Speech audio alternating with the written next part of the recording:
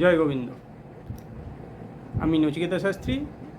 আজকে আবার চলে এলাম একটা নতুন বিষয় নিয়ে কথা বলতে। আজকের বিষয়টা হলো হিন্দু বাঙালি রমণীদের বিবাহের ক্ষেত্রে শাখা, পলা এবং নোয়া যে পরানো হয়ে থাকে সেগুলো কতটা গুরুত্ব আছে এবং সেগুলো কি সারা জীবন পড়ে চলা উচিত না অনুচিত নয়, জ্যোতিষশাস্ত্র এক্ষেত্রে কী বলছে। বিবাহিত জীবনে তিনটে বিশেষ গ্রহের প্রভাব হচ্ছে অত্যন্ত গুরুত্বপূর্ণ। একটি হচ্ছে চন্দ্র, অপরটি হচ্ছে মঙ্গল এবং সবশেষেরটি হচ্ছে শনি।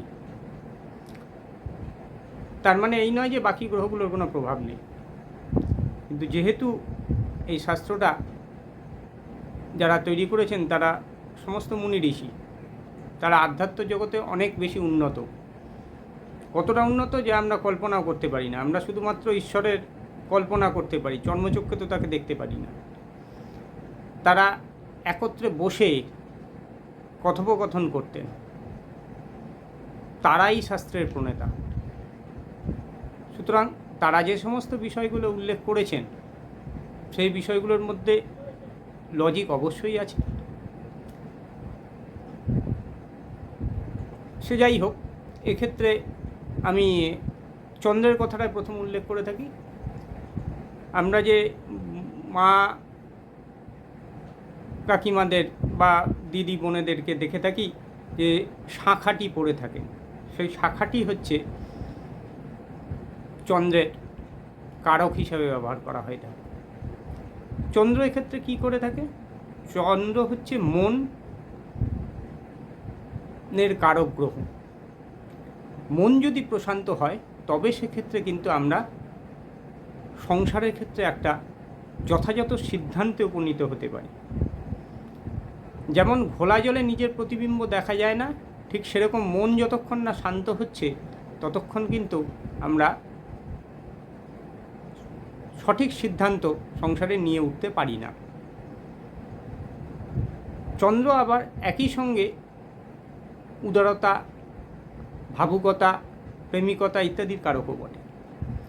চন্দ্র এমনই একটি প্ল্যানেট যে উদারতা ঠিক তখনই প্রদর্শন করে থাকে যখন তার নিজের অস্তিত্বটাকে আগে বজায় রাখে, তারপরে সে উদারতা প্রদর্শন করে। তার মধ্যে পৃথিবীর শ্রেষ্ঠ মাতৃত্ববোধ তার মধ্যে রয়েছে, তার মতো মমতা অন্য কোনো গ্রহের মধ্যে নেই। চন্দ্র উদারতা প্রদর্শন করবার ক্ষেত্রে সে কিন্তু পুরো নিজের সত্তাটাকে বিসর্জন করে দেয় না। সেক্ষেত্রে চন্দ্র অবশ্যই নিজের অংশটুকু রেখে, অর্থাৎ তার পরিবারের অংশটুকু রেখে তারপরেই সে কিন্তু উদারতা প্রদর্শন করে। হয়তো ক্ষেত্র বিশেষে সে তার নিজের সত্তাটাকে, যেটুকু সে হয়তো নিজে গ্রহণ করতো সেটাকে সে হয়তো বিলিয়ে দিতে পারে, কিন্তু তার পরিবারে সবাইকে অভুক্ত রেখে বা পরিবারের সকলকে বঞ্চিত রেখে সে উদারতা প্রদর্শন করবে এরকম প্ল্যানেট কিন্তু চন্দ্র নয়। তাহলে চন্দ্রের ক্ষেত্রে ভীষণ গুরুত্ব রয়েছে। নেক্সট আসবো হচ্ছে মঙ্গল, যেটা আমরা পলা এবং সিঁদুর, রক্তিম বর্ণের সিঁদুরকে কারক হিসাবে ব্যবহার করা হয়। মঙ্গল কি করে? মঙ্গল হচ্ছে সাহস, মঙ্গল হচ্ছে কঠোর পরিশ্রম, মঙ্গল হচ্ছে পরাক্রম এবং মঙ্গল হচ্ছে মেজাজ নিয়ন্ত্রণ করে থাকে। সংসার পরিচালনার ক্ষেত্রে এই প্রত্যেকটি কিন্তু অত্যন্ত গুরুত্বপূর্ণ। যদি সাহসী না হয় তাহলে সেক্ষেত্রে অনেক ডিসিশন নেওয়ার ক্ষেত্রে কিন্তু প্রবলেম আসতে পারে। পরিশ্রম, কঠোর পরিশ্রম যদি না করতে পারে তাহলে সেই সংসার কখনো সুখের হয় না। আমরা আমাদের যদি পূর্বজদের দিকে লক্ষ্য করে থাকি, মা ঠাকুমা দিদিমা এদেরকে যদি লক্ষ্য করে থাকি, তারা কী ধরনের কঠোর পরিশ্রম করেছেন, তবেই তাদের সংসারটা কিন্তু একটা যথাযথ স্থানে দাঁড়াতে পেরেছে। কথায় বলে সংসার সুখের হয় রমণীর গুণে, কিন্তু সঙ্গে একটি কথাও জোড়া হয়ে থাকে, পুরুষও যদি তাহার কথা শোনে। কিন্তু রমণীর গুণটা হচ্ছে মুখ্য বিষয়, সেই কিন্তু নিয়ন্ত্রণ করতে পারে পুরুষকে।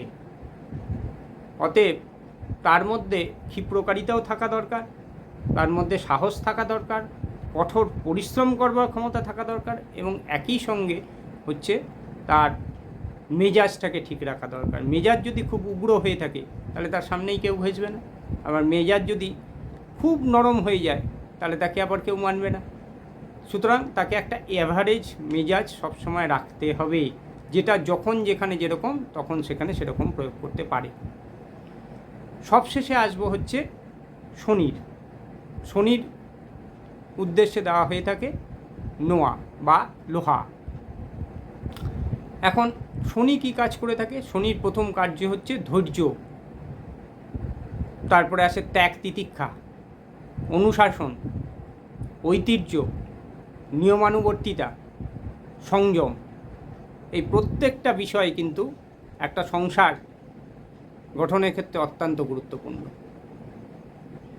ধৈর্য যদি না থেকে থাকে কোনো মহিলার, সে সংসার কখনো সুখের হতে পারে না। ত্যাগ তিতিক্ষা যে রমণীর ক্ষেত্রে যত বেশি থাকবে, সেই রমণী তার সংসারকে তত বেশি সুখের করে তুলতে পারবে। কারণ মহিলারা মূলত হচ্ছে আপরুটেড থাকেন, তারা একটা ভিন্ন ফ্যামিলিতে জন্মগ্রহণ করে একটা ভিন্ন ফ্যামিলিতে এসে তার সমস্ত কিছু গঠন করে তোলেন। সুতরাং তার মধ্যে প্রথম পর্যায়ের থেকেই যদি তার ত্যাগ তিতিক্ষা গুণ না থেকে থাকে, তাহলে সংসারের বহু কথাই হয়তো সে সহ্য করতে পারবে না, যেটা পরবর্তী ক্ষেত্রে সংসার থেকে তাকে বিচ্যুত করতে সাহায্য করবে, বা সে নিজেই সংসারটাকে ব্রেক করে দিতে পারে। অনুশাসন থাকতে হবে, তার মধ্যে নিয়মানুবর্তিতা থাকতে হবে, তার মধ্যে সংযমবোধ থাকতে হবে, এবং তার মধ্যে ঐতিহ্যটা থাকতে হবে। এই সমস্ত কিছু গুণাগুণ যদি একত্রীভূত করা যায়, তবেই সেক্ষেত্রে কিন্তু সেই রমণী পূর্ণ গুণে গুণান্বিত হতে পারেন এবং সংসারটিকে সুখের করে তুলতে পারেন। এই সমস্তটাই কিন্তু শনি গ্রহের নিয়ন্ত্রণে। এই জন্য শনি গ্রহকে আমরা দিইনি বলাটা ভুল, এক্ষেত্রে হচ্ছে মুনি ঋষিরা যেটা দিয়ে গেছেন সেটাকে আমরা শুধুমাত্র পালন করে থাকি বা মেনে থাকি। এখন প্রশ্ন হচ্ছে, তাহলে অন্য গ্রহগুলোর কি কোনো ভূমিকা নেই? নিশ্চয়ই ছিল। যেমন শুক্র, যেমন বৃহস্পতি, এদের গুরুত্ব অত্যন্ত। প্রত্যেকটা নারীর মধ্যে শুক্রের একটা স্বাভাবিক অধিকার থাকে। সেক্ষেত্রে হচ্ছে রৌপ্য শুক্রকে রিপ্রেজেন্ট করে, আর স্বর্ণ বৃহস্পতিকে রিপ্রেজেন্ট করে থাকে। শুক্র থাকলে তবেই সেক্ষেত্রে হচ্ছে পরিপাট্যতা আসে। একটা সংসার গোছানো গাছানো সুন্দর থাকবে, সমস্ত সৌন্দর্যের কারক যেহেতু শুক্র, সেই সংসারটাকে সুন্দর করে তুলতে গেলে বা সাজিয়ে গুছিয়ে রাখতে গেলে সেক্ষেত্রে শুক্রের প্রভাবটা খুব বেশি দরকারি। আর বৃহস্পতির ক্ষেত্রে কি? বৃহস্পতি হচ্ছে উদারতা থাকবে, তার মধ্যে বিচার কুশলতা থাকবে, তার মধ্যে সত্যনিষ্ঠা থাকবে, তার মধ্যে আধ্যাত্মিকতা এবং ধার্মিকতার ভাব থাকবে, তার মধ্যে হচ্ছে তত্ত্বজ্ঞান থাকবে, অর্থাৎ ইন্দ্রিয় নিরপেক্ষ এবং সুখ দুঃখ বিবর্জিত যে জ্ঞান সেটা থাকবে। তবেই সেক্ষেত্রে হচ্ছে বৃহস্পতির গুণাগুণগুলো, এগুলো বুঝতেই পারছেন প্রত্যেকটাই আমাদের সংসারের ক্ষেত্রে অত্যন্ত গুরুত্বপূর্ণ। তাহলে এইগুলো যাদের মধ্যে থাকবে তারাই কিন্তু সংসারটাকে সুন্দর করে তুলতে পারে। তাহলে এখন প্রশ্ন হচ্ছে, এই স্বর্ণ এবং রৌপ্যের কথা কেন বলা হয়নি? আগেকার দিনে যে ঋষি মুনিরা এই নিয়মগুলো তৈরি করেছিলেন, সে সময় আর্থিক পরিস্থিতি এখনকার মতো হয়তো এতটা সমৃদ্ধ ছিল না। এখনও যে খুব সমৃদ্ধ সেটাও আমরা বলে উঠতে পারি না। সবার পক্ষে এখন যা সোনার মূল্য বা রূপার মূল্য হয়েছে, সেক্ষেত্রে কিন্তু অনেকের পক্ষেই কেনা সম্ভব হয়ে উঠছে না। কিন্তু সেক্ষেত্রেও যে পরিমাণ আয় ছিল, সেই আয়ে হয়তো অনেকের ক্ষেত্রেই ওই স্বর্ণ বা রৌপ্য খরিদ করা সম্ভব ছিল না। তাই তারা এই বিষয়টার দিকে খুব একটা আলোকপাত করেননি, তাহলে ওটাও কিন্তু বাধ্যতামূলক থাকতো। তাহলে আর 15 লোকে রবি, বুধ, রাহু এবং কেতু, এদেরও কিন্তু গুরুত্ব রয়েছে, কিন্তু এদের গুরুত্বগুলোকেও যদি আমরা ওভারকাম করে যাই, তাহলে ওই মূল 3টি গ্রহ অর্থাৎ চন্দ্র, মঙ্গল এবং শনি, এই 3টে গুণ যদি থেকে থাকে, তাহলেই সেক্ষেত্রে কিন্তু সংসার পরিপূর্ণরূপে সুখে সুখান্বিত হয়ে উঠবে। তাহলে এখন প্রশ্ন হচ্ছে, তাহলে রমণীদের কি সারা জীবনই এটা বহন করে যেতে হবে? জ্যোতিষশাস্ত্র তো তাই বলছে। এবার মানা না মানাটা আপনাদের ব্যাপার। যেমন মানলে হচ্ছে পাথরেও ঈশ্বর, নাহলে সেটা পাথর।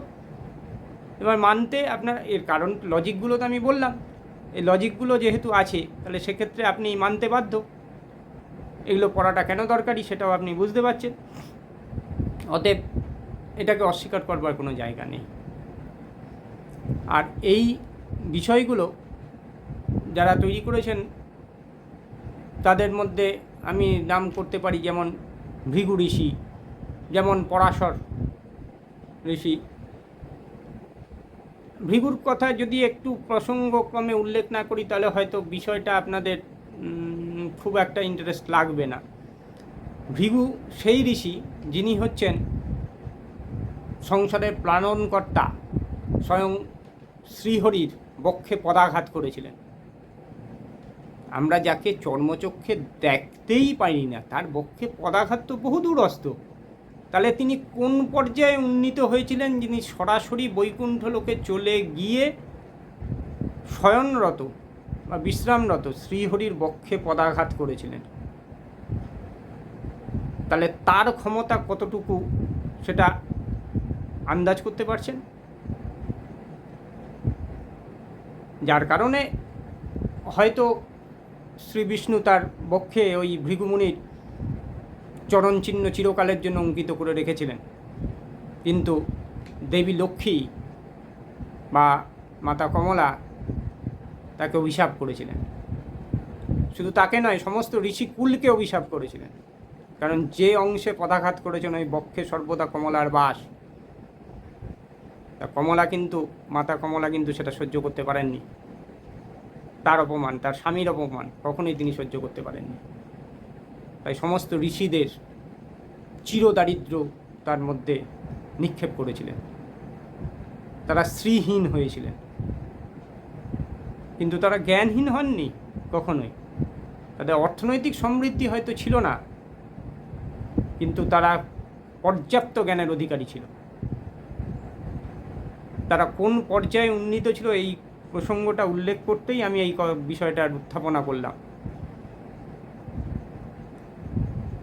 আমরা এক্ষেত্রে তো এই বিষয়টাকে ফেলে দিতে পারি না যে তারা কোন পর্যায়ে উন্নীত ছিল এবং সেখান থেকে তারা এই সমস্ত জিনিসগুলোকে লিপিবদ্ধ করে গেছেন। অর্থাৎ আমাদের জীবনটাকে কীভাবে সুস্থ এবং স্বাভাবিক রাখা যেতে পারে সেটার একটা প্রয়াস তারা জানিয়ে গেছে। তাহলে সেটা আমরা করব কি না করব, সেটা সম্পূর্ণরূপে আমাদের ব্যক্তিগত উপরে নির্ভর করে থাকে। আর পরাশর মুনির কথা বলি। পরাশর মুনি কে ছিলেন? পরাশর মুনি হচ্ছেন বশিষ্ঠ দেবের নাতি। সপ্ত ঋষির একজন অন্যতম শ্রেষ্ঠ ঋষি হচ্ছেন বশিষ্ঠ, তার পুত্র শক্তি, তার পুত্র হচ্ছে পরাশর। সেই পরাশর ঋষিও কিন্তু সরাসরি ত্রিদেবের কাছে চলে যেতে পারতেন এবং তাদের সঙ্গে বার্তালাপ করতেন। আমরা যেমন দুই বন্ধুতে মিলে কথাবার্তা বলি, ঠিক সেরকম তিনিও বার্তালাপ করতেন। তাহলে তিনি কোন পর্যায়ে উন্নীত ছিলেন? আধ্যাত্মিক জগতের যে পাওয়ার যদি কারো উপরে থেকে থাকে, সে সর্ববিদ্যায় পারদর্শী হয়, তাকে আর কোনো বিদ্যা পরিশ্রম করে অর্জন করতে হয় না। আমরা যে সমস্ত বিদ্যাগুলো অর্জন করে থাকি পরিশ্রম করে, তারা স্বতঃস্ফূর্তভাবে সেই জ্ঞান পেয়ে থাকেন। তাদের চতুর্দিকে সেই ধরনের সিদ্ধিগুলো উপস্থিত থাকে তার চাকর বাকর হিসাবে পরিষেবা দেওয়ার জন্য। তাই তারা যে কথাগুলো বলে গেছিলেন সেটাকে আমরা কখনোই ফেলে দিতে পারি না বা অগ্রাহ্য করতে পারি না। এবার সব কিছুই শেষ পর্যন্ত নির্ভর করে আপনার উপরে। এখন প্রসঙ্গে এটাও আপনারা বলতে পারেন যে যে সমস্ত রমণীরা পড়েন না তাদের জীবনে কি সুখ নেই? তারাও তো অনেক সুখে আছে। এই সুখ বিষয়টা তো সম্পূর্ণ আপেক্ষিক। আপনি একটা শুকনো রুটি খেয়েও সুখী বলে মনে করতে পারেন নিজেকে, আর আপনি হয়তো ডেলি কোপ্তা কাবাব কালিয়া খাওয়ার পরেও নিজেকে অসুখী মনে করতে পারেন। তাহলে এই সুখ বিষয়টা মানুষ থেকে মানুষের মধ্যে ভিন্নান্তর দেখা যায়।